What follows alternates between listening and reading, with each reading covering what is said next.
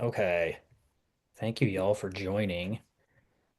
We And have a great agenda, as always, tonight. I'm giving folks a couple more minutes to join in. We're going to do, as we usually do, cover updates on decrim around the state and nation and any sort of notable research in the news. And then Chris is going to talk a little bit about Hash Bash and what that was like this year and any experiences that he and Michelle and Elena had. Then we're going to talk a little bit about the Democratic Convention, resources that you might find helpful. And I know Michelle's working with carpooling, so there'll be some information on that. And then we have an awesome guest speaker who has a wealth of experience. I know that we can learn from. You'll probably have a lot of questions for Jamie Lowell, and we'll follow that with Q&A, but I expect a lot of that's going to be focused on his discussions. So I will turn it over to you, Elena. All right. Sorry, just admitting another person. And so just at the beginning of every meeting, we like to go over our mission statement. There might be some new faces here today. Hi to all the folks that are familiar faces. So DPMI, Decriminalize Psilocybin Michigan, really is focused on promoting public education, policy reform to decriminalize the personal non-commercial use of psilocybin mushrooms across the state of Michigan and beyond, hopefully. So by ending the criminalization of these natural substances, we're working to like improve community-wide mental health efforts, to reduce burdens and injustices inside the criminal justice system, and also just to restore the personal liberty to be able to heal ourselves without fear of prosecution. DPMI and all of y'all are helping to work with us to help shift outdated laws by connecting communities to research-backed information and grassroots organizing, and just kind of trying to create this broad coalition of support from across Michigan, from lots of people who believe in personal freedom and the undeniable right to utilize the power of nature to heal. Thank you all again for joining us. yes, thank you. You want to go ahead? Sorry, Cecilia, I thought you were going to pass. I think Elena is going to talk about updates. Actually, Elena and Oh, Michelle it's in me the and news. and It's more yeah, of all you of and us. Michelle. Updates in the news. We all sit together before the meeting starts and compare our notes for the fun things that have happened over the past couple weeks and decrim. Chris, you were talking a little bit about Washington State. The University of Washington got permission for a large-scale pilot project that's looking into a treatment. From what I see, it's within their addictions psychiatry department, but they're also looking for like PTSD and working with veterans. So it's a pretty wide scope pilot project there. This was after they finished stage two or stage one and stage two clinical trials, and now they actually have approval for a pilot project. So, from what I can tell, they're actually like recruiting clinicians for it. So, it seems pretty exciting if you know folks in Washington State. Other stuff that's going on that we talked about, guys? Yes, definitely. Yeah, also in Yeah. Washington State, King County, which is where Seattle's located, they decriminalized as an entire county, and their local politicians voted on it. It wasn't unanimous, but it wasn't. It's similar, like it was in Ann Arbor, where kind of their major city had decriminalized it, and then a few years later, the county has expanded protections. Except it wasn't their prosecutor extending that, so they actually voted. So. The kind of whole Pacific Northwest is shares a similar mindset, and that's awesome to see it growing. And we kind of share the news like that here to show people how normal this is in other places. And some places it'll be brand new when we introduce this, but a lot of places it's going on parallel to what we're doing right now. Um, Let me see. Michelle, Michelle. you want to bring up the that plant really quick? Yes, I would love to. Okay, so Chris and I both found an article about out of Israel.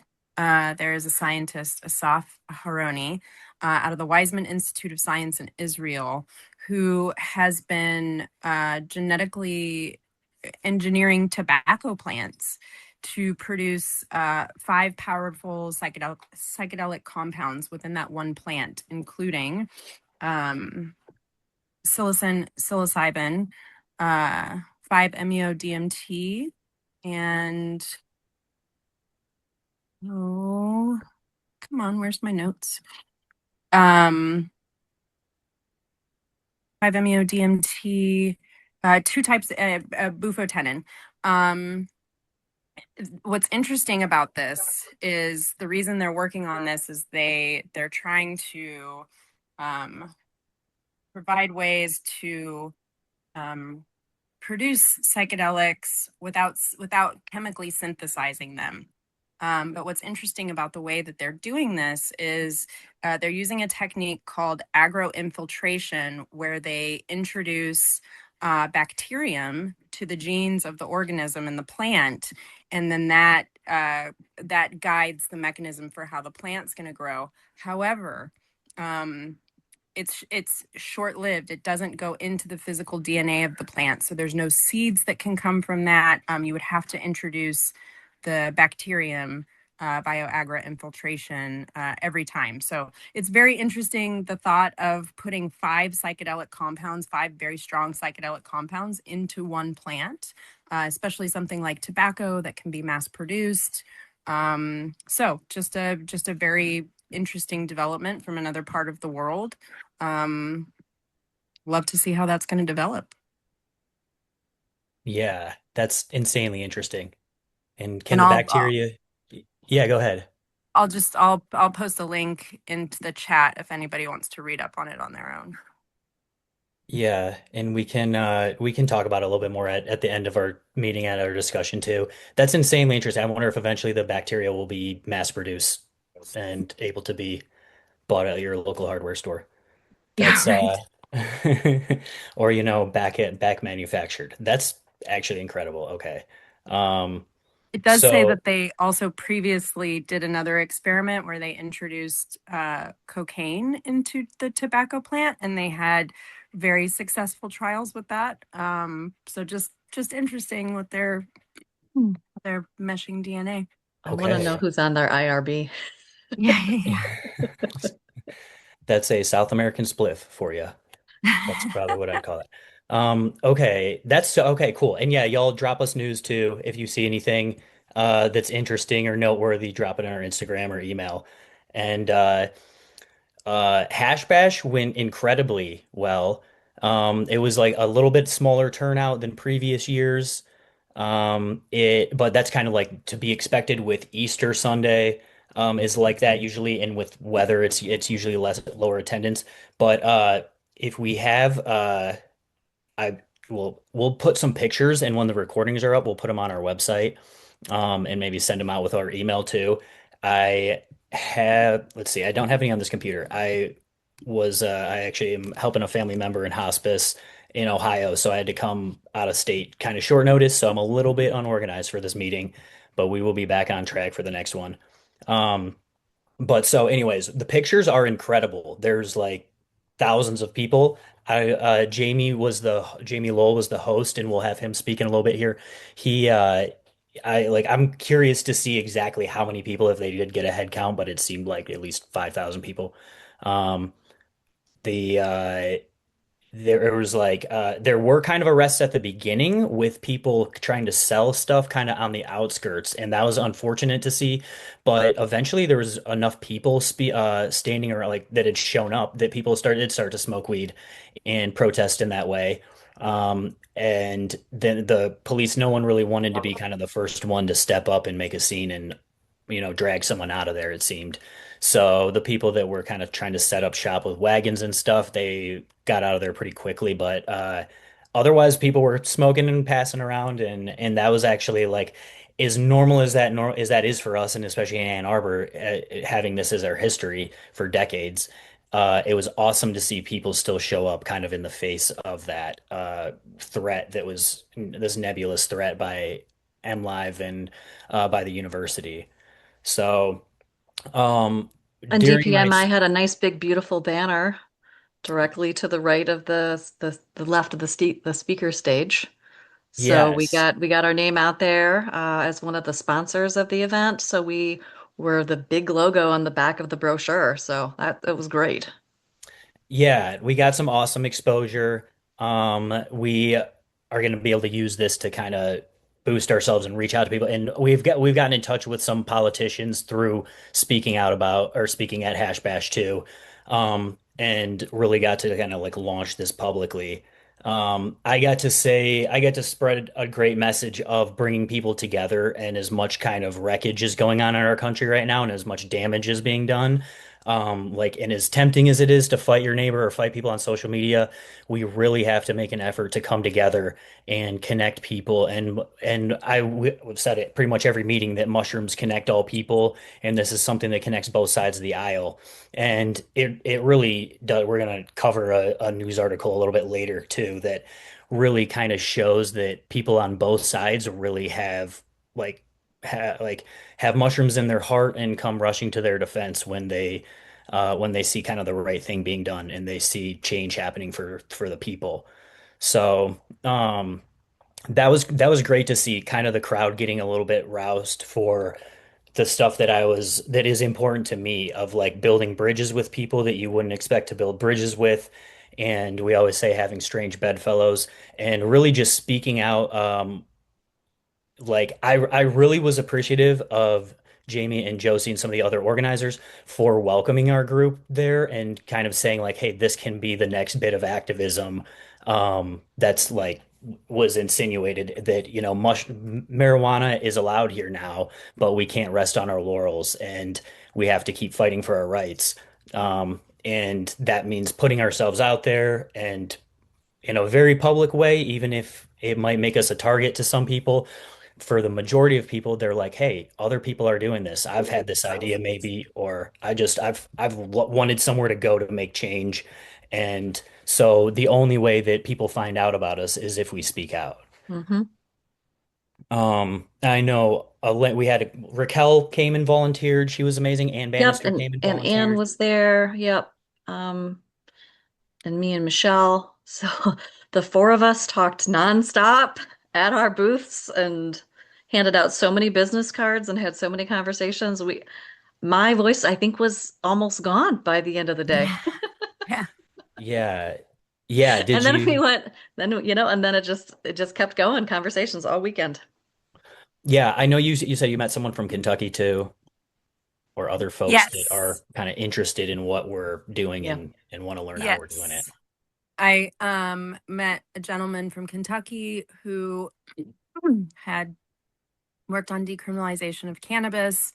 He was an older gentleman, um, and he very much was interested in doing that same work for psilocybin. However, he felt that he wanted to learn more and find somebody that was better at messaging because he felt that because of the way that he looks as a very stereotypical Kentuckian, long gray hair, missing teeth, so on and so forth, he felt that he wouldn't be taken seriously if he approached his city council. So we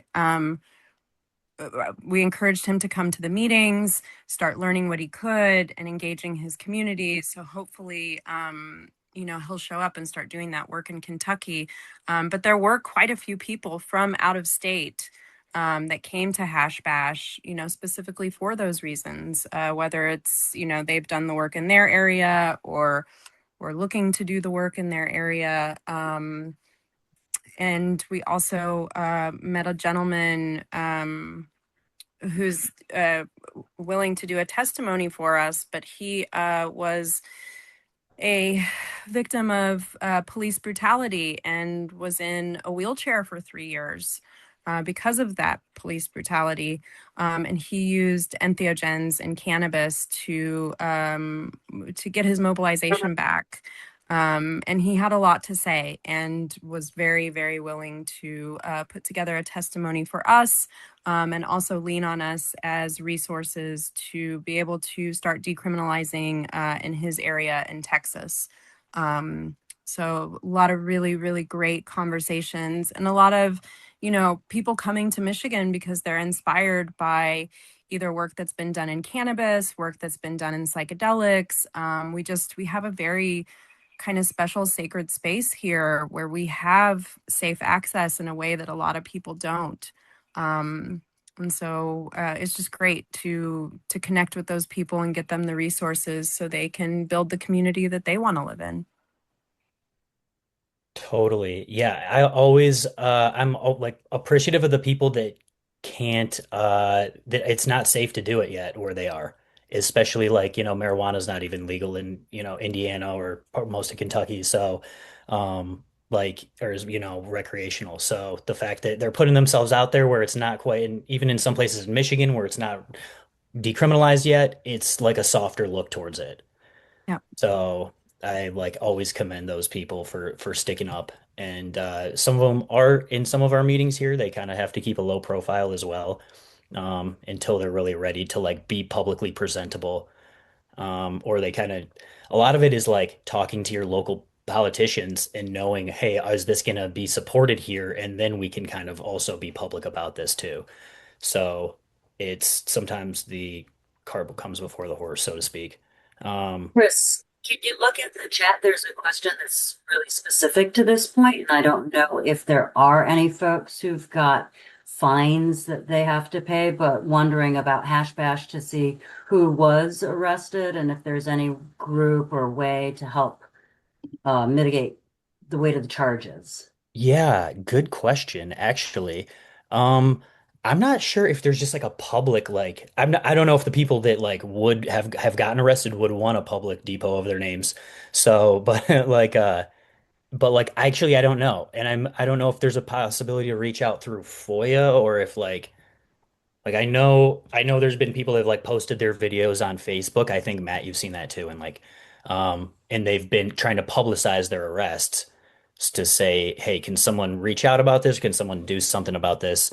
Um, so if anyone does know, then send those names our way also, and we'll try to like. I'm not sure what will, we don't have any sway either way other than to potentially publicize it or if people want to donate funds for their defense. Um, Yeah, it looks like there were 3 arrests and 5 citations, um, okay. based on, what was MLive reporting on that. Yeah. But the 3 arrests are, um, well, 2 out of the 3 were with intent to deliver. So those can be the steeper penalties of like up to 15 years in prison, which is more than Oh, just, wow. Okay. that's probably your folks with wagons. So Yeah. Wow. And that's oh yeah, um, let me unmute you, Jamie. Or actually, let's see. Elena, do you want to request for Jamie to be unmuted? I think a host or co-host has to like start that sure. off. Or maybe go ahead if you were unmuted already. Where Thank is, you. Yeah, go ahead. Am I here? Yeah, yeah, yeah. Yep.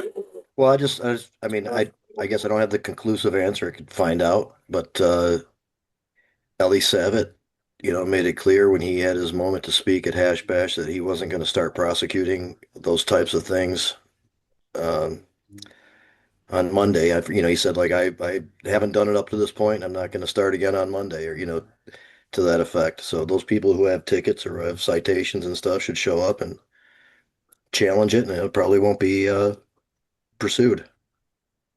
but if Awesome. it's the U of M Police Department Yeah, well, they don't versus, have their own court system.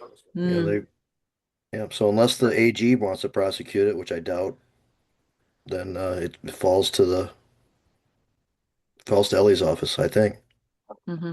Yeah, that is interesting that they go by federal law and have their own kind of set of rules, but then they still have to be tried in regular court. So, I mean, that's for the best, but it's also interesting they can't send you to federal prison through the university, at least, for, a weed charge. Okay, that's interesting. Thank you for sharing that, Jamie. And that's great that I, Ellie, I don't know what the tickets were though. I mean, the arrests are one thing, but I don't know what all the tickets were. I know they trespassed people, but I don't know if the ticket was for just like the $25 ticket, if they were extending the city's, civil fine, or if there was something else. I don't know. Hmm. okay, I never totally. saw one. Yeah, yeah. The tickets could have just gotten written and went out along their way or whatever, and not necessarily an arrest formed with that I too. mean, it Okay. said a civil citation for public use of marijuana, which is a penalty of up to $100. Okay, cool. And there's only like That's state law. So yeah, Okay. yeah.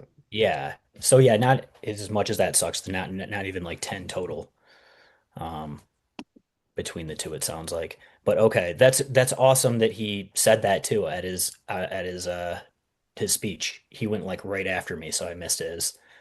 Okay, cool. Um, let me see. And then well here, let me is that next on to talk about the does it did you we'll definitely touch circle back to hash bash, Jamie, and you can go a little bit more in depth about it for sure, and your point of view would be amazing. Do you want to bring about the convention, Michelle? Oh, sure. Um, hmm. So this Sunday, the 19th, is the Democratic Convention downtown Detroit at Huntington Place, Cobo Hall. Um, and registration is Saturday or Sunday from 7 a.m. to 2 p.m. It's our understanding that caucusing starts around 3. Um, and so if you're not already a registered Democrat, then you can't attend. But if you are a registered Democrat, you can attend and we'll be caucusing for Secretary of State, Board of Regents for University of Michigan, Michigan State, and I believe Wayne State. Um, and then most importantly, Attorney General. And so obviously Eli Savit is running for Attorney General. There will be a good group of us there caucusing for Eli. So if you are so inclined, as many people as possible would be great. It would really, really benefit all of us to have Eli in that seat for the work that we do in decriminalization, but also in other avenues of environmentalism, as we have a lot of assaults on the state of Michigan right now. And the upcoming elections in the fall and in 2028, there's just 10,000 reasons why we need somebody who's going to be on our side. So we do have there is ride shares available. I am in the Ferndale area, so if anybody is in this area and you need a ride, please reach out. I'm happy. I have 3 rows in my car. I will transport us where we need to go. There are rides in Ann Arbor as well, and Chris and Elena can talk more about that. But yeah, if you can be a voting body on Sunday, we need you. So please show up. In addition, because of the way that the voting is proportionally distributed by area, Washtenaw County is already going to have a lot of support for Eli due to the nature that we're familiar with him. So if you are from an area outside of Washtenaw County, that would be great. You know, your vote will go a long ways. Yeah. And if you're not, like, if you have in your mind, like, okay, I know I'm going to place my vote for Eli, but I have no idea about the Board of Regents or Secretary of State, or like, if you just don't know how to decide that, the People's Coalition has a great voting guide that kind of walks you through it. Gives suggestions and gives suggestions for why these people as opposed to these people. So I highly recommend that as a resource guide. I'll post that in the chat as well. But yeah, voting bodies, please. Cool. Also, sorry I had you pinned, Elena. Most of the chat. So Oh, you were all featured right. for a lot of it. Okay, cool. Yeah, thanks, y'all. Thank you so much. And we're there a couple more things about it. Elena and I will be meeting in Ann Arbor, most likely at a commuter lot kind of on the north side near maybe Plymouth Road.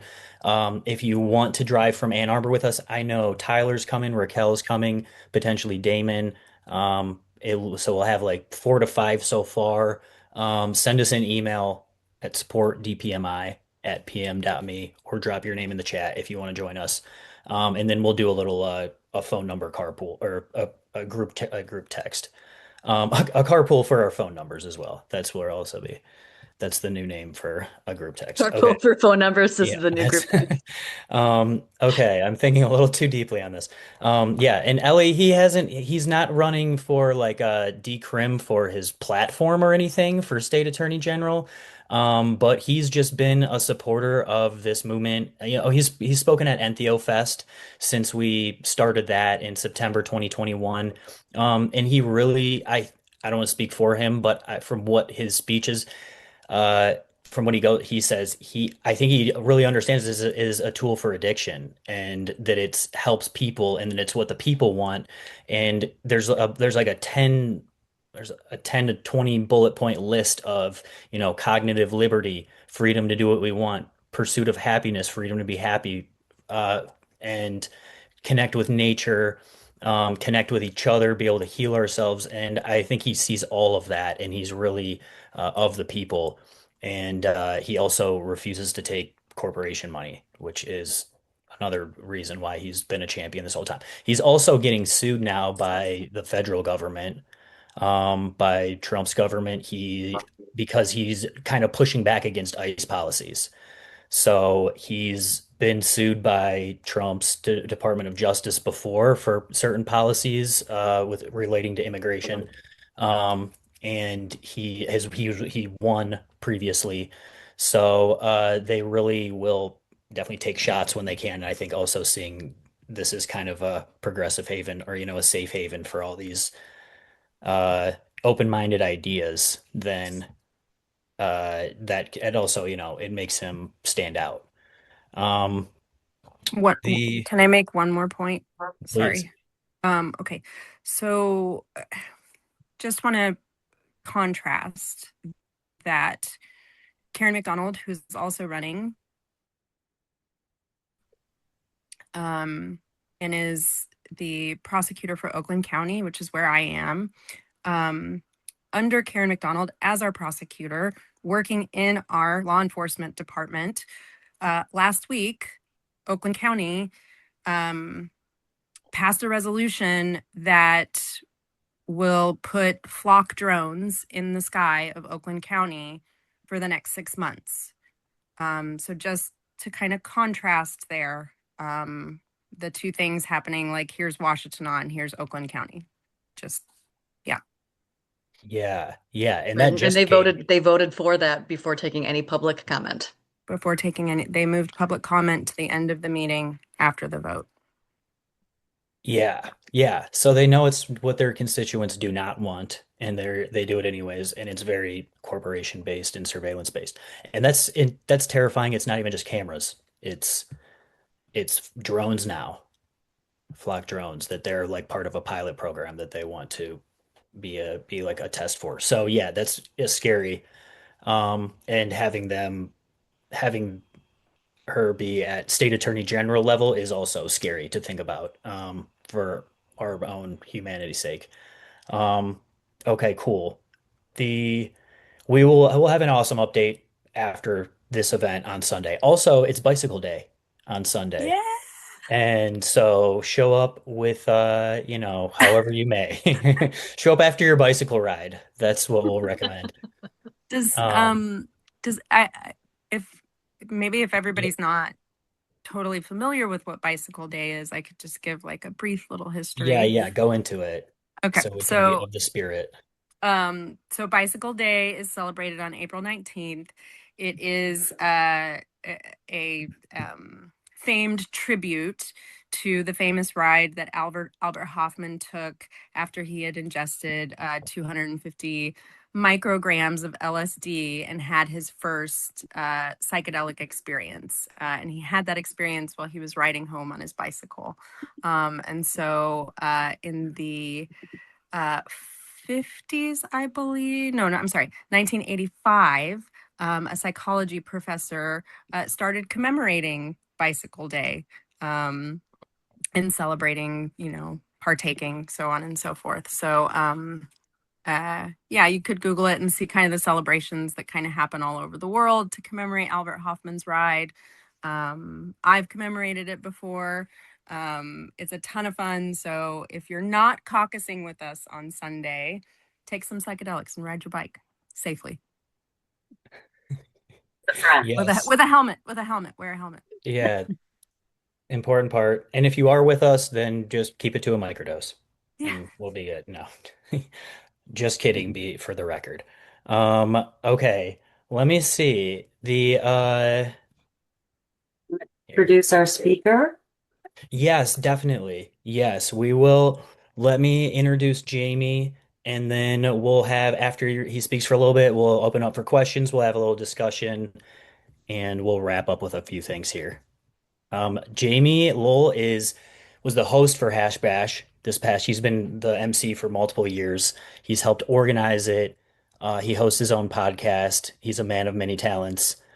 Um, I'll let you uh, go explain it, or I'll let you build yourself up, Jamie. The He's also done a ton with marijuana activism and decriminalization, and that's really like what the work he's done to kind of earn the place he's at now. And so we're gonna like let him speak on that as his experiences a little bit and how it was, how it is now, and then how that kind of can relate to mushroom decriminalization. So yeah, go ahead, Jamie. Thank you so much for joining us. Hey, no problem. Thanks for having me. It is really cool to see such an aware, active group, continue this, thing. It's not easy. There's a lot of people will come and go. There's a lot of burnout involved. I'm sure as many people here know. And just really appreciate your efforts. I know it's not, rewarded as much as you'd like it to be, as fast as you'd like it to be, but it is important. And I was really happy to learn about it over the last few weeks. I didn't know myself until, a couple weeks ago when I was able to meet Chris. And so thank all of you for that. I want to touch on a couple things real quick too, and then I'll start talking about all the stuff I guess that you said. Uh, at the convention, I'm part of the Democratic Cannabis Caucus, and we have a room for an hour and a half from like 10:30 to 12. There'll be a couple discussion. I'm not expecting it to be crowded or anything, but there are a few lawmakers and candidates and things coming through for some discussions. It's in room 251A from 10:30 to noon, and everybody here is welcome. Whoever's attending, to come through, and that's, there's a lot of aligned discussions, and it's a good time to catch a lot of the people in the same kind of frame of mind of, things that they're coming there to discuss. So, welcome to do that and to bring up mushrooms. We should like be tagging it on, as an extension of this thing, and then obviously it becomes its own thing, but. Uh, and then Karen McDonald. So we have a coalition group that has come together. It's got Republicans, Democrats, nonpartisan groups, advocacy groups, activist groups, and the point is to mine information from candidates on their position on cannabis. Again, that could be extended. You might get an idea, how what they think about broader plant medicines and stuff. And we talked to Karen McDonald, who didn't want to really discuss directly with us. No, she was running the first time. She was all over. I don't have my podcast anymore, but Chris mentioned that I had one, and she was on it a couple of times while she was campaigning the first time. For to be the prosecutor, and as one of the big three progressives, along with Ellie and Victoria, who's now working with Ellie. But she was the candidate for Wayne County at the same time. Anyway, she was had a discussion with a couple of people, and one of the things she said about the cannabis industry is that it needs more regulation. So that's a bad answer, based on having historical perspective and understanding what's going on and things like that. So just since she was brought up, I also wanted to jump on. And like I'm not a big fan of her. And of course, during the Crumley case, she politically used that as deceivingly for herself, self-interest and things like that. So I am no longer a fan. Um, that said, okay, I've been doing the cannabis activist stuff for a long time. I was part of starting the first dispensary. Um, it's still a dispensary there. It's changed hands a couple times since it got started, but it was in Ypsilanti, and it was called Third Coast, and we engaged the local governments, and there, it was a pretty simple process, and um, we were able to get started. We were in a place that was kind of friendly. As things got going, we realized there were a lot of unfriendly places, and it became kind of piecemeal for a long time. So dealt with that, dealt with a lot of local governments, and then got involved with the statewide campaigns, and that kind of stuff started the first industry association, kind of balancing activism, advocacy, and business, throughout the entire process. And I was one of the authors of the MRTMA.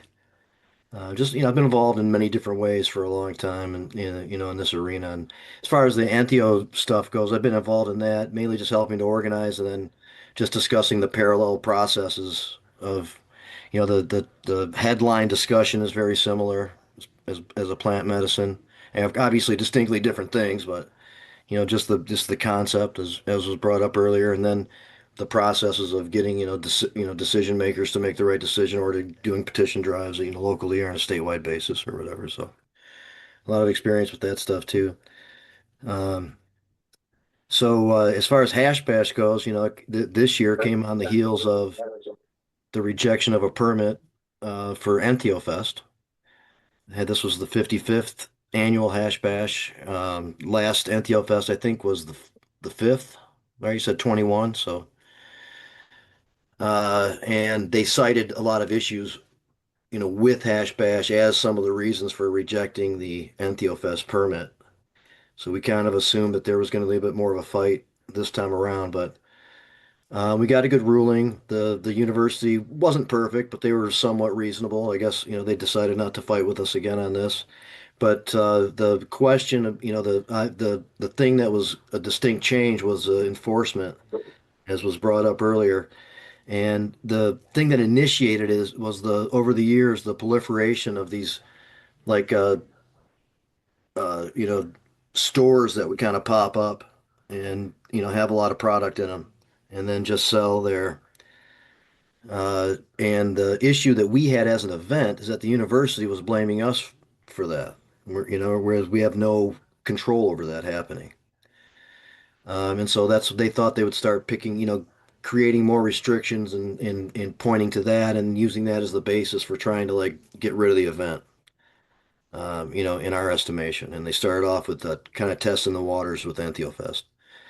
So they did do the more enforcement. Those places did not pop up. They did give tickets out for a while. They were kind of on the periphery mainly. As people showed up and got into the actual middle diag area and were in that scene with the crowd, that kind of activity stopped with the police. It seemed so. I saw from standing on the steps looking out. Anyway, a couple of reports from people, but that was generally what we noticed. I don't like the fact that people were arrested. I don't know why they couldn't have just been trespassed, actually, even if they were trying to sell, so to speak. But um, that's why that went on. That's why there was extra enforcement there. It's a battle between, like at the same time, while it's not our responsibility, we also typically don't really care that much. It's never really posed an issue, and a lot of people come for that reason, and all that kind of stuff. So we're not necessarily against it, but we're against being blamed for it, and having the event shut down over it. So even though there's less people, and I estimated about 3,000, but I don't really know. I mean, I've been there so many years and seen so many different kinds of crowds and seen so many different numbers associated with it that I really don't really know how many people equals what volume of space taken up in front of me. But it was definitely smaller, but still good. And I think it was particularly good because people showed up to push back on the university, and just kind of a backslide in general on the momentum that cannabis had for a long time. There's a lot of really stupid. You start off with the 24% tax, which is its own discussion, and I think it's just very just blatantly unconstitutional. Take it a little bit more personally as one of the authors of the act. And, I'll just tell you, just, if you don't mind talking about it for a quick second, um, there's a lot of different language that was batted around, and it was a difficult group because there were several interests that wanted legalization, but in a particular way. And a lot of us agreed to get together and only have one ballot initiative that would have a chance to pass. The round before there were two, and it wasn't as funded and neither one of them worked. So it was difficult to kind of, come together on all that. During that time, we toyed with the idea of having a wholesale tax, and it was even written in some early language. But you could see some of the early activity that was going on, particularly in Colorado, that the excessive taxes, which included a wholesale tax, made that program really difficult to get going and to compete with the other activity outside of a commercial market, for consumers and stuff like that. So they had to go back and change that. And so we purposefully omitted it. And so this was a ballot initiative. And when a statute passes by ballot initiative, and it created the tax structure for cannabis. It didn't exist before. A system didn't exist before it. A tax didn't exist before it. Nothing. It created the system and the tax structure for it. And when something passes by ballot, it requires a supermajority, a 75% supermajority vote of the legislature to amend the act. And with the 24% tax, it was a standalone bill called a road tax that only required a simple majority. So that on the surface is an issue. But there's all types of arguments that are in the courts now over it. But that was a start. There's a whole slew of like really horrible. Most of it's not even going to get heard. There's so much division in the legislature and stuff like that in this session that there's not a likelihood of all of these horrible things really getting heard and passing. But there's definitely an attack on progress made so far, and it's not only in the commercial world; it's against individual rights too. All this stuff is a little insight into probably future processes with mushrooms and other things. And so, I guess it was important. I think people showed up and in this kind of atmosphere of that going on, came to protest. And we got, I don't want to say complacent, but we haven't had the, need to really push back on something, really recently, like that. And it's going on. And there's also an uptick in enforcement on small time activity outside of the commercial arena for cannabis right now. I'm in a law office and the calls are coming in, and there's some really ridiculous things. I'm not sure if everybody's aware, but there's like this special task force in the Michigan State Police Department. It's like a tobacco and marijuana task force. I'm not sure how much tobacco stuff they do, but um, it appears as though they're looking for stuff to do, and they're bringing back old.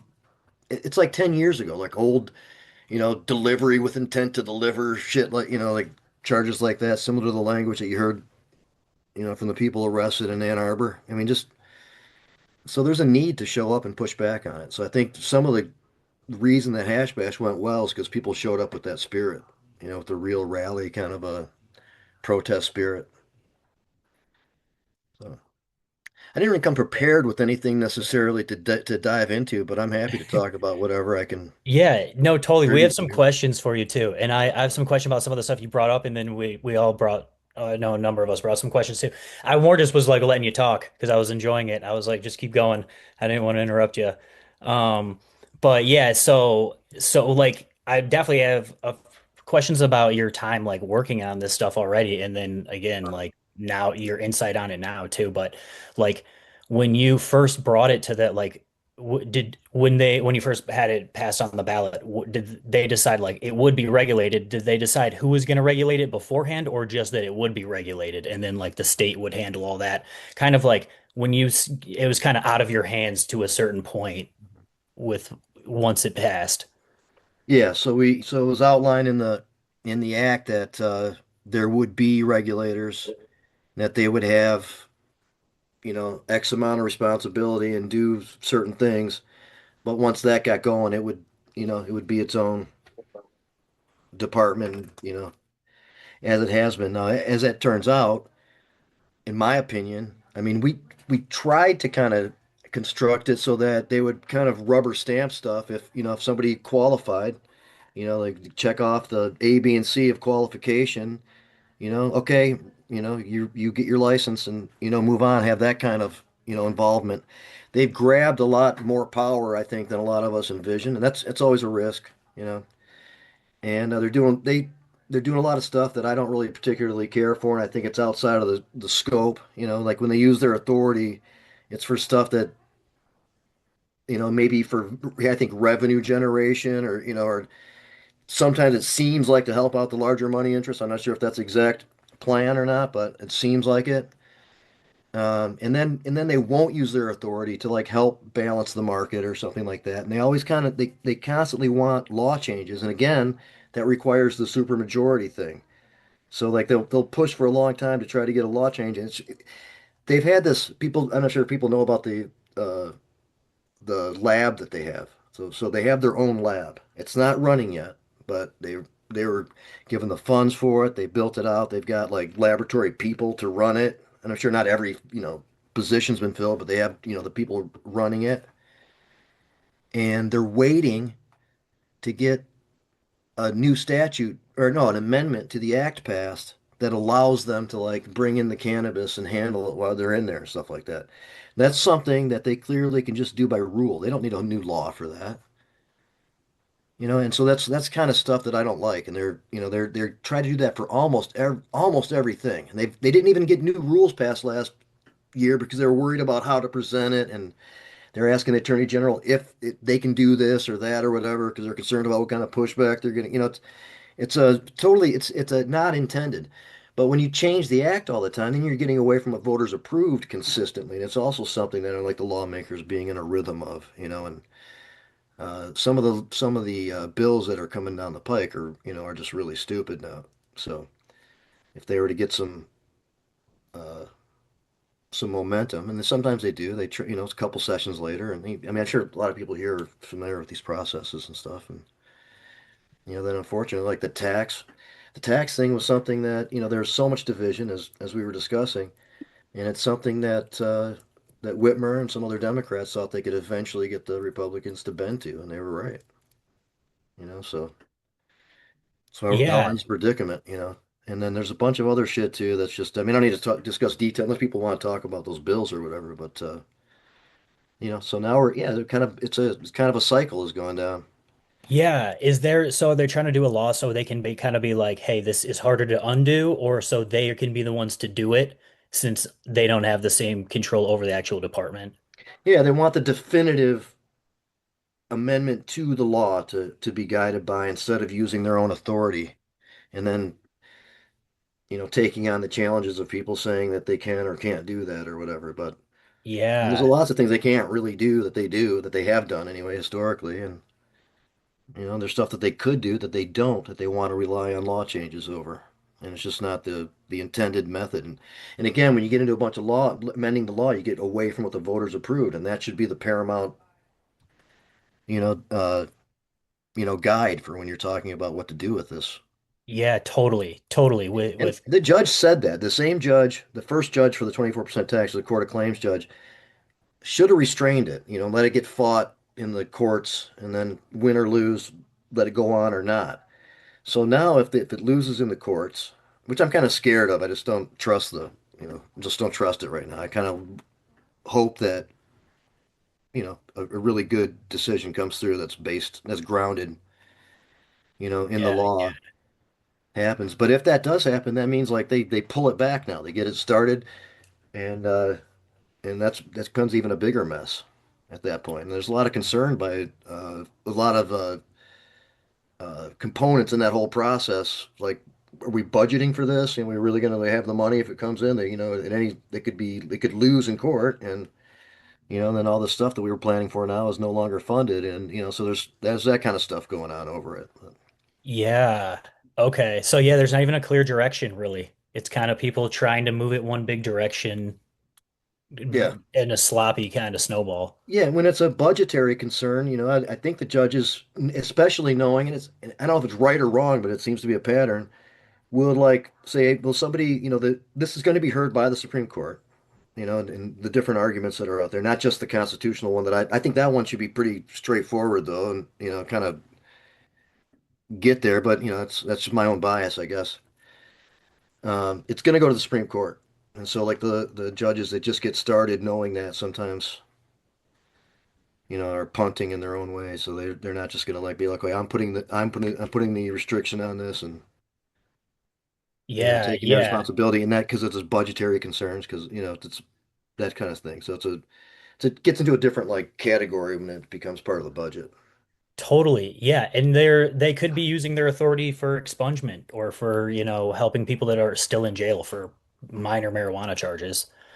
I mean, that's kind of goes without saying, but it's like still they have like these two different worlds essentially, these two different kind of realities still. And with entheogen and kind of mushrooms in general, like Mike McFall, the state rep, he spoke at one of our meetings last month, and he said when he brought his bill to when he brings it up, he's still kind of trying to get them to bring it up at on committee. And like you Mhm. said, there's like either it's busy, people are fighting, but also people can just be like, "No, we don't want to talk about this right now," and it gets put on the back burner. The guys that are head So of those committees are the ones that are introducing the really shitty bills, so they're not likely to bring anything that makes sense. But yeah, yeah, exactly. It's like, is there enough? They're willing to go against their constituents, but then is there a tipping point where enough people do reach out? They do see where the wind is blowing. And but yeah, Mike McFall, he said even at like dinners he'd bring this up, and the question he'd kind of get was like who is regulating this? Under his bill, it would be like psilocybin for veterans or people with PTSD, and then those like restrictions were getting broader as time went on. But she was kind of like who would regulate it, and that's kind of what we're like. We're somewhat at odds with regulation as far as like we want it to be the people have their freedom essentially is what we're arguing, and too much regulation restricts that, or there's just corruption, there's yeah, profiteering. Um, so we were kind of he's like we didn't have an immediate answer to that question of like who will regulate this if there's not like a third party independent board. I don't see the government approving this stuff and then letting that happen. So, but I think like the as time goes on, we are thinking about and we're seeing conservative politicians bring up mushrooms to the forefront, or like those teaming up with people on the left and the right. There's like a psychedelic assisted therapy caucus, that and so uh, like these can kind of exist simultaneously is what is kind of my belief. And like we're getting ready to meet with some of these senators and state reps from around the country and saying like normally it might be like, oh, are we a target to them because we want open regulation and they want regulation? They might want to work with pharmaceutical companies. They and like have like kind of the proprietary product or something like that. But I think like we legitimize what they want to do, and then they essentially legitimize what we want to do, and they want to help spread these to more people as well. And so I think kind of like both existing, kind of like with marijuana, how there's medical, there's rec, and there's do it at home yourself and to grow your own plants with some regulation, but it's not, you can pretty much do what you want to that extent, or you can go to a doctor and get assistance. So the more we're kind of pushing this and we're seeing it might look different in different areas, the more I'm realizing it will look a little bit more like marijuana. Um, and not be so like it's not going to be the Wild West everywhere, and it's not going to be the Wild West forever. Either. Eventually there will be regulation, you know, a structured, fair regulation is what we're hoping. yeah. Um, but yeah, I have a couple other things I can touch on, but does anyone else have questions as well? Or anyone else have comments either? I've been covering amazing stuff, so I So would, yeah. I'd love to hear more about your thoughts on access, which is exactly what you're talking about, especially given the rich experience you've had with cannabis. And we'll probably go here, but Chris, you were just touching on that. I don't know, Jamie, if you can kind of reflect backward Yeah. on cannabis and then kind of imagine forward on when we're early days with mushrooms, but access is everything. And this issue of regulation, So boy, is yeah, it. it was strange early on, or not strange, but like ironic maybe. Think what really got things moving in the legislature were kind of like money interests thinking, hey, maybe we should like allow stuff here, you know, and with the idea that, you know, they're a small group of people would little oligarchy of people would just control everything, you know. And that initiated the lawmakers seriously thinking about passing stuff, you know, and what led to that was it was really shitty in my opinion, but it was the medical commercial system, you know, came out of that whole thing. And then there was a lot of pushback. There, I mean, our kind of few of our groups and the movement or community, so to speak, was in pretty good shape, and there's some upcoming businesses that were funding some things, you know. So actually, funding is a big part of participating in the political process, you know, as people here know. And so we were kind of poised to like balance out, you know, the attempts at like a small group of people trying to grab everything, you know, or that type of stuff. But it still wasn't that, you know, the commercial thing wasn't that great, but that's how it got started, ironically, you know, and that's what we're trying to avoid. Kind of like, at least I and many people I was directly working with for a while got to the point where like this component is happening. You know, we don't necessarily love it, but it's happening. So we got to make sure that there's individual rights associated with this all along the process, or else it doesn't really mean anything. You know, it's not good enough. So that was the approach we took. I mean, I'm not saying I have like the answers, but still, you know, just to succumb to that necessarily after learning from that, especially at this stage, you know, that doesn't have to be the case. It might kind of get there, you know. I don't, you know, depending on how things play out, but certainly protecting the individual rights along the way, you know, is was became the focus when the money interest got involved. Okay, yeah, that's brilliant actually. And Yeah. yeah, protecting the still like whole plant or natural variety of it and not just have a pharmaceutical version or synthetic version be You, protected. you know, the medical program, the fact the caregiver thing was designed around there being like, you know, thousands of small gardens throughout the state instead of a few large ones to make it much harder, you know, to root them out or, you know, to so when it got going, it'd be more entrenched. And Yeah. it still causes an, you know, for people that take issue with it, it still causes an issue, you know, for those people. Yeah. But you know, see Yeah. the money interest, you know, people see it. The problem is they get involved, and you have individual rights. Now they're now with this really tight market and low margins and these huge investments and stuff. They're looking at individual rights, and there are bills now trying to reduce those. You know, so now Yeah. that's now they're starting to feed on everything. You know, not just the smaller businesses, but everything that's not them. You know, everything that's activity that's not them. Yeah. That's what disturbs me a lot about this extra enforcement. There are good reasons to be growing or involved in cannabis outside of the commercial system. And Yeah. yet there's more and more of these things, you know, being enforced, even when they're just, you know, a medical cannabis scenario. They're getting enforced on and screwed with. They're doing the Totally. old like your electricity bill's really high or you know, shit like that. And it's like 10 years ago in some respects. Yeah, yeah. And they're like looking for like little loopholes they can get you on or like then yeah, get you for more plants than you're supposed to have, even though prior you could have that many or whatever. Yeah. The I do know it's like, yeah, in the marijuana days too, there's like it was almost a wild west of like there was like the early caregiver days when like almost I don't even know not only a medical doctor, you could be like a doctor of like a dentist almost and be like get your hand out medical marijuana cards. And then almost anyone could get one and then almost anyone could grow. And that was kind of like as low regulated as it was, you know, as least regulated as it was to some extent. Um, so that could be and also a similar path forward. Yeah. But then, like you said, eventually it progresses, And there's like big money interest in like even Dr. Bronner's. They were meeting with us at first kind of as Decriminature Michigan a few years ago when we were working as the whole state for to decriminalize entheogens.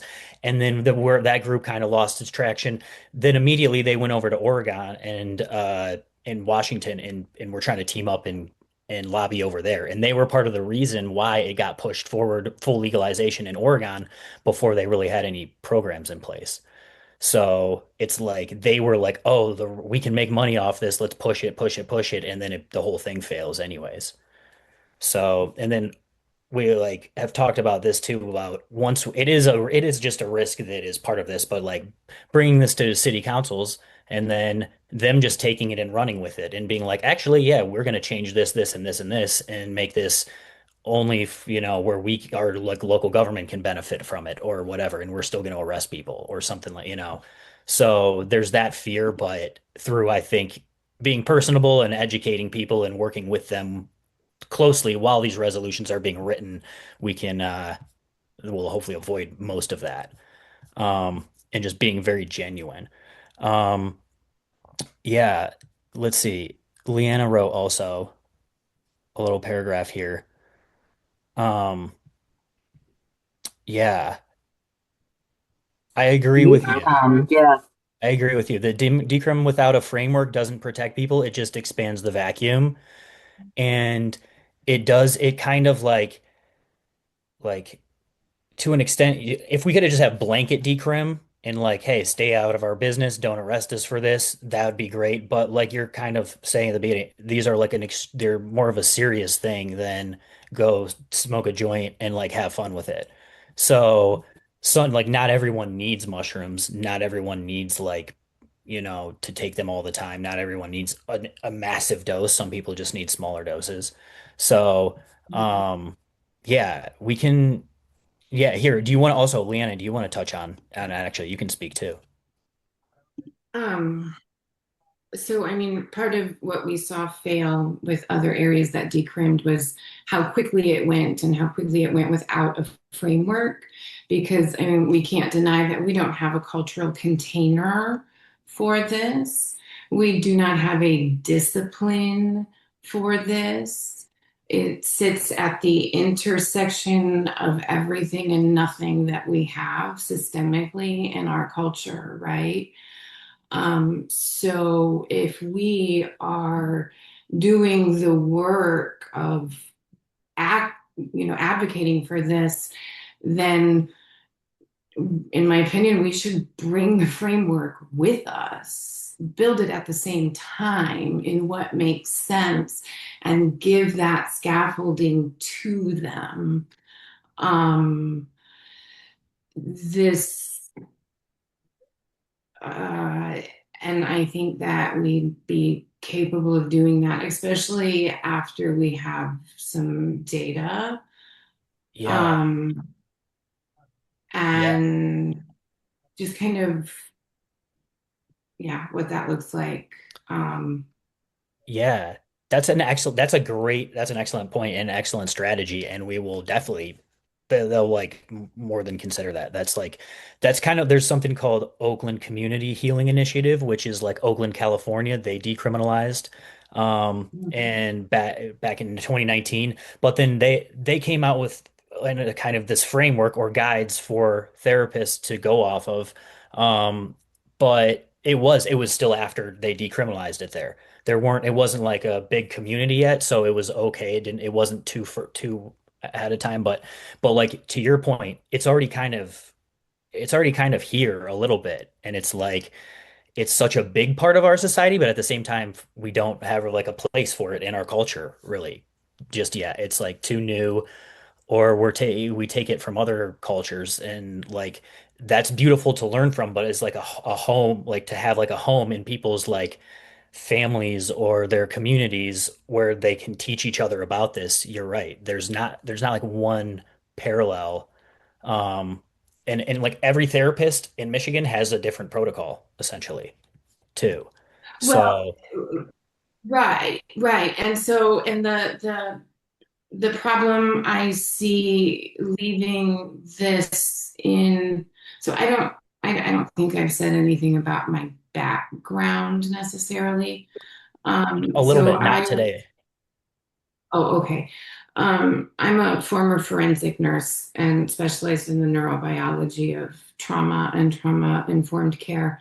And so I left that and started my own business, working with people in their nervous systems with actual science. Um, that was a little that was a little facetious, and I should not have said it that way. Um, I retract that from the minutes. No, you're So good. You're good. anyway, um, so therapists in our system are not biologically trained. They're not neurobiologically trained. And I say this with all of the love and respect for the people out there attempting and just futilely working so hard in this system. They're just not trained to handle trauma and what trauma actually is. And when we introduce these, we ha we have an ethical binding to do it with harm reduction. And if we don't offer, I mean, this is, guys, this is creating a new paradigm that does not fit anywhere else. It just doesn't. And we cannot, in this, we cannot go indigenously. That doesn't make sense either. It all has its space in here, but it really doesn't fit in our traditional therapist model either. And so, and they don't have the true nervous system understanding for most as they are prepared. Totally, Um, totally. I agree. In a lot of medical training right now is like harm reduction or how to kind of like minimize the situation or to diffuse the situation, but then there's not much after that. And like integration is like a word most people oh, aren't it's familiar such, with. oh, I'm sorry, what? So, oh no, no, you're fine. You're good. No, no, that's just yeah, not a It's word that such a most. huge gap, right? Such a huge gap, and we don't currently have we just don't have Yeah, that yeah, biological. I mean, yeah, the there's so I do yeah, see and that as a that, and that could be potentially I don't know. This is where I ended up with my life's work. So here I am presenting it to you guys. yeah, no, thank you. That's beautiful. That's awesome. We will definitely keep this as a topic for like ongoing as and to we'll like bring this up at our board meeting and then figure out how to do it in a committee that's a current committee or if we'll start a new one or some or how to best go about this and who can kind of help and who can consult on it. Yeah, That's this is awesome. absolutely a conversation that we are all having pretty Yeah. much most days that we all get together Yeah. about this exact topic. Yeah. Hope so. Yeah. So that is it is I what I do through my business. And like I said, I ended up diving into the neurobiology of that, and that led me into psychedelics and studying that, and then my own story with my use and what I did in my life with them, with my neurobiology, and putting it all together, right? So yeah, that's where I ended up with Yeah. that. So I'm to talk to you guys a little further, not in a at-large meeting, if you'd like. Yeah, totally. Yes. Yeah, we can have a private meeting about it too. Yeah, that's amazing. Thank you so much for that idea. Um that's like a necessary thing, I think, for our group to do and to be able to bring. To steer it back also, like Jamie, did they have a version of that of like a framework where, doctors like I mean, I guess like yeah, they had like a list of like doctor like how to recommend this to people or prescribe it to people. But did that framework change as people went on, as things went on, or does like normal do any of that type of? Normal doesn't necessarily do that. It's become more of an advocacy group. I mean, there's some dealing with that stuff, in indirectly. What I kind of hear like is in the what I think about anyway, whether it's directly connected or not, is there's not this, generations of vilification on mushrooms right now. So I mean, that's a positive. If what you know about, if you take somebody who's in opposition and like attacks it in the way that cannabis has been attacked, like the group SAM, Smart Approaches of Marijuana, if you're familiar with that, Kevin Savit, and there's like a group in like a chapter in Michigan, you know, because they get funded. So think about like if a group gets funded to be in opposition, the shit that they could start saying about mushrooms, and scare people, and that kind of stuff. So when you say framework, I'm thinking you step up with like the normalization of it. That includes like the necessary and the understanding of the education that's involved, and some of that. I mean, it's a different conversation, but the concepts are similar to some of the conversations we used to have about cannabis and stuff like that, uh, and that's I think there's a space to like be the be the conversation. I mean, there's going to be I mean, likely a pushback on it by some groups that are scared of it or get because people there's going to be money to work against it, and it really becomes a movement, that's about ready to pass, or when it's really a serious consideration. Yeah, So exactly. Yeah, whoever thinks their industry might be threatened, anywhere from tobacco, alcohol, marijuana, even though hopefully we'd work in tandem with some of those industry, or in tandem with the marijuana industry. alcohol's So, trying to get in on cannabis now because they know they're losing market share to it, trying to formally distribute like infused drinks oh yeah, okay, as a result of interesting. that. Yeah. Okay, interesting. I I would, like it and don't like it.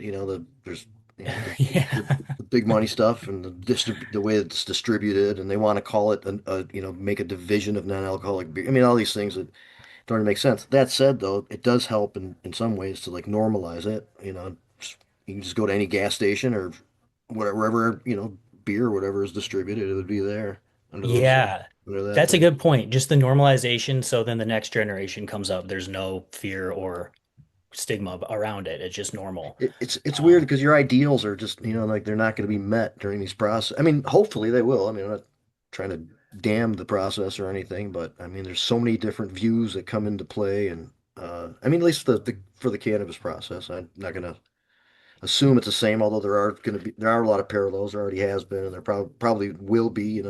With some of these things.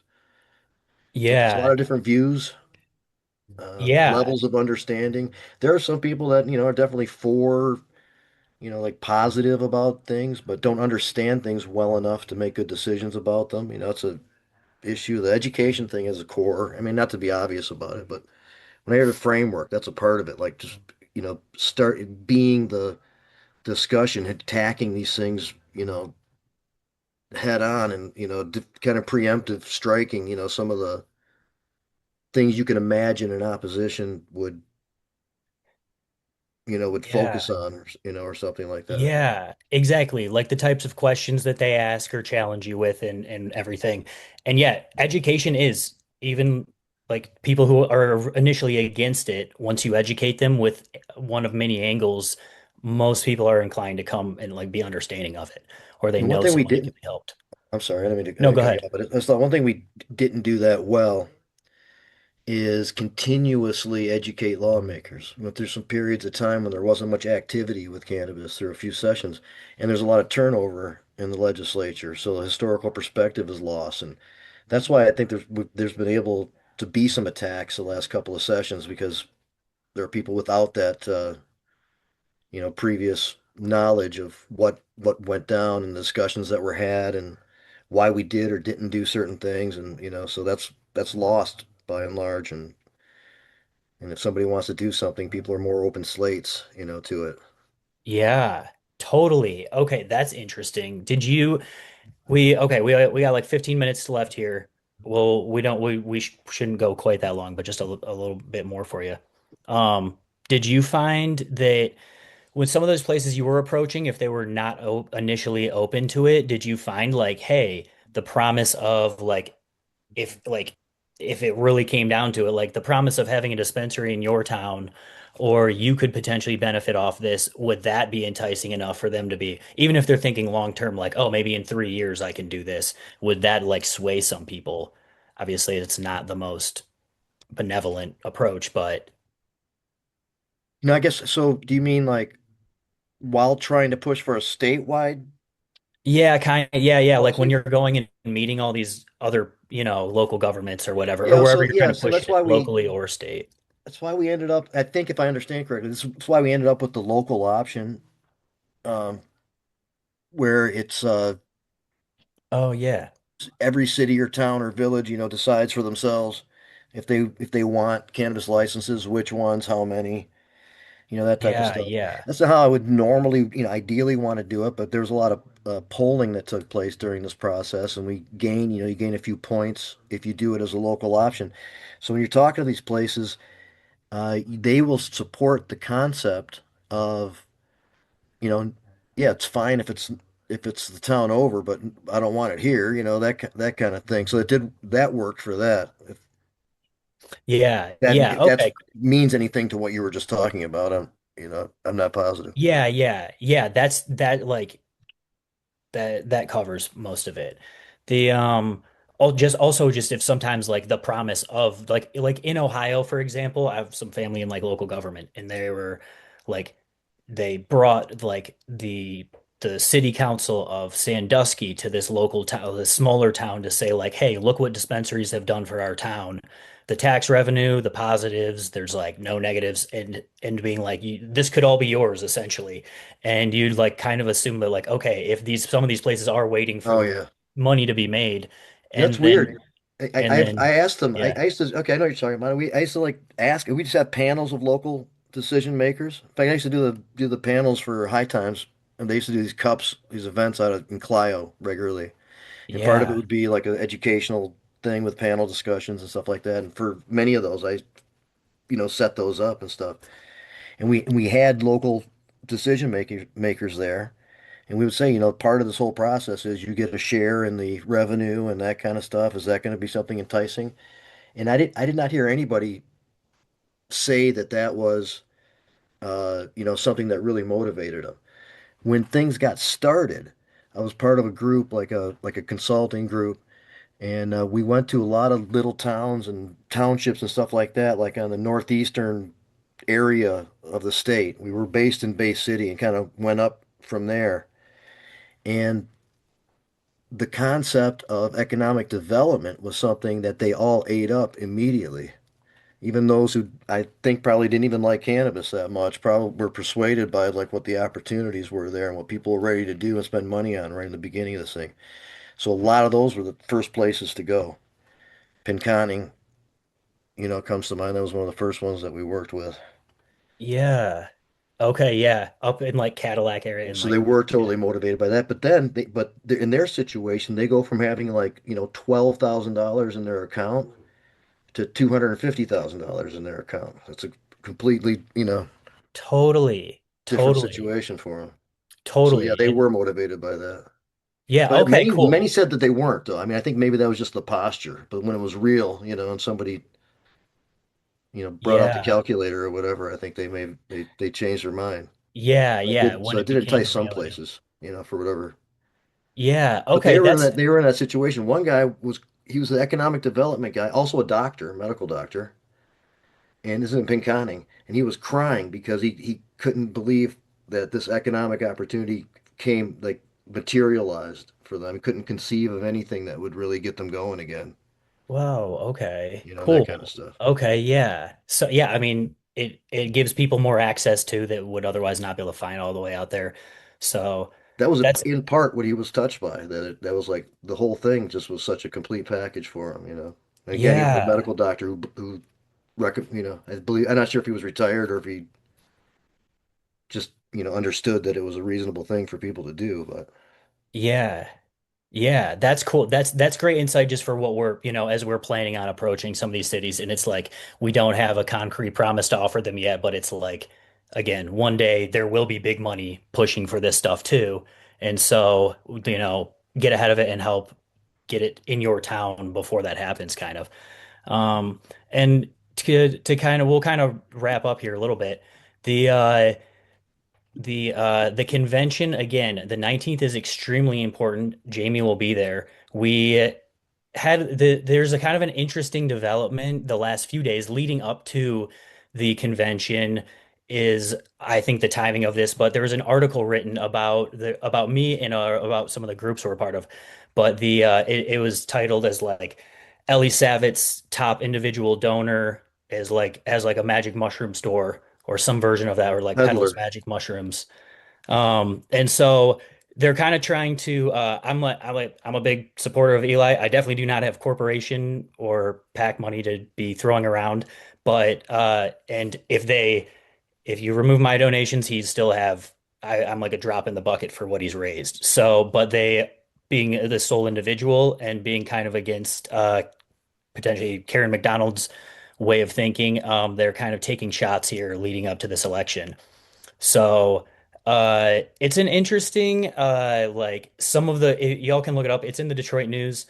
Um, some of it is like just false. There's like a guy who's running for governor that's like saying that these donations were like a way to pay LA for like a pass to exist in this county. And that's just like a lie that was allowed to be published. And like we've existed. Decriminalization's been around since 2020, before his directive in 2022. And I've been doing this, helping people with mushrooms in this county since well before that, before I ever knew him.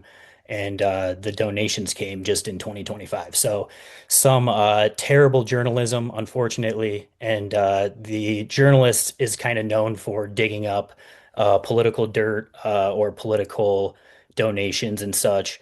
And kind of looking through some of his work, he's a lot of people just like meme his headlines or just be like, yeah, this one really got me. And there's like a conservative podcast, and they were like leaving messages on his voicemail, kind of like mocking him to his face. It was very pleasant too. It was hilarious to see. And so I'm like always about building a bridge and about kind of extending a handshake. And like we touched on even in this meeting, like we've been open to reaching out to Karen McDonald, whether it's cannabis, whether it's mushrooms, and extending a handshake and saying, hey, like we like want to bring this to the people. This is what the people want. We want to see people be able to heal themselves, and this is something that would really help your community, as it's been shown to not only help ours, but Detroit, and others around the country. There's proof now.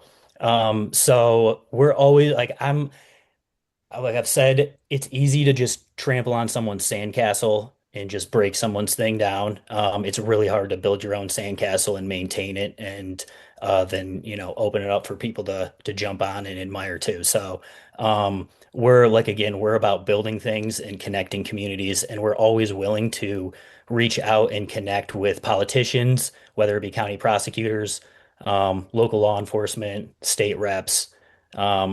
And senator, anyone that wants to come our way and hear the positives about psilocybin and what people call plant medicine. And so I know they take a lot of quotes, and a lot of it is like us quoting the science or quoting studies and then kind of putting it in a bad light where we're presenting it in a certain way. So anyways, just wanted to kind of break down the fourth wall again with a sledgehammer. Like I said, is my favorite thing to do. But for just transparency's sake, and if people have questions about it, whatever, we luckily we got more. Did send questions our way, but we got more exposure for this group also, Decriminalize Psilocybin Michigan, which is great. And in my opinion, and some of the others that are like familiar with the election, the race, they think that this is a pretty good sign that people are writing articles like this close to the election. So, anyways, I not to go too much into this, but like you said, like yeah, there's gonna be like Jamie said about marijuana, there's gonna be proponents, there's gonna be opponents, there's gonna be opponents that aren't educated, that just need educated. There's gonna be people that take shots just because that's their belief system since they've grown up. But we are here to be very public about this, about what we're doing. And this is how marijuana got its start. You can't just say this stuff's allowed, or you got to change the laws. You got to decriminalize it. And we have to put ourselves out there publicly and normalize it and say, hey, this is okay for our young adults to do. This is okay for our senior citizens to do. And it's not just good for addiction, mental health, and freedom, but it knocks out some really powerful diseases and maladies. Um, so yeah, it's the yeah, thank you all for joining us and being this far into it. And I know a lot of these meetings have been informational, and coming up in May, we will have reached out to a number of cities around Michigan. We will have a lot to report back on from that, and we will have some direction on which way we're going to go, on which cities we're going to go towards first.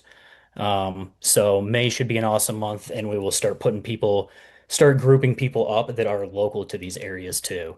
Um, Okay. I'll let anyone, does anyone have any questions or closing thoughts also before we leave, or any of our directors? I would just say that in regards to that article, it's a great conversation piece to actually talk about decriminalization. Because the article doesn't really talk about what decriminalization is. It doesn't talk about the work that's been done in Michigan over the last 6+ years.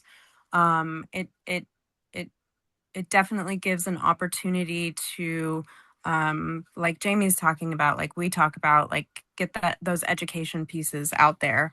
I don't know, I think we're all kind of giggling about it a little bit, and um yeah, just taking it as a springboard for another opportunity to get the conversation going, right? If I Yeah. could grab that point of education, bring together what Leanna said and Jamie, one of my major concerns is about the potential seeming appropriation of traditional medicines. And what Jamie said about how to persuade people on what really motivated them, for me, and I know I'm always saying this in this group, it's your personal experience, it's your Mm. personal testimony, and that's never appropriation. How have mushrooms helped you, your family, your community? Put together testimonies. We're building a library, find ways to share them, go to meetings, write letters. I mean, the situation with traditional medicines and indigenous communities, we've got to get this right. And that's the only thing I've been able to figure out in this whole incredibly complex puzzle is, like I always say, 440 anecdotes is interesting, but 400 is data. So, it's really up to each of us as individuals and as a group. Yes, thank you so much. Yeah, and the last little bit to just kind of reiterate, Ellie's his platform is not running for decrim just because this article is trying to kind of paint things in a light, and he's said as much. And we're not pushing for him to push regulation or really for anyone to push regulation or to make any laws at all, more just to, again, deprioritize and decriminalize. And we just don't want to be arrested for this stuff for healing ourselves. So that's the thing that he's been willing to speak out and say is wrong, is arresting people for healing themselves. So we welcome anyone who wants to join us on this mission to further this cause. Jamie, do you have anything else? I don't want to. You did an awesome job. Thank you so much. You're welcome back anytime. All good. And Thanks for having me. thank you so much for the thorough discussion. I'll chat with you a little bit after. It was so good meeting you a few weeks ago, and thank you for having us again. We learned a ton tonight, so I'm sure we'll have follow-up questions, but thank you for the history and the awesome strategy to go with. So thank you, sir. All right, y'all. We will be in touch. We will send out an email. We will most likely skip the fifth Sunday in April and just stick to the first and third Sundays. So the committees, we will be in touch. If anyone wants to join a committee, just reach out again through email. We're busy in the background. And we will see y'all at the beginning of May for some awesome news, guest speakers, and some awesome updates. Thank you, everyone, so much. Peace, Bye, y'all. everybody. Bye.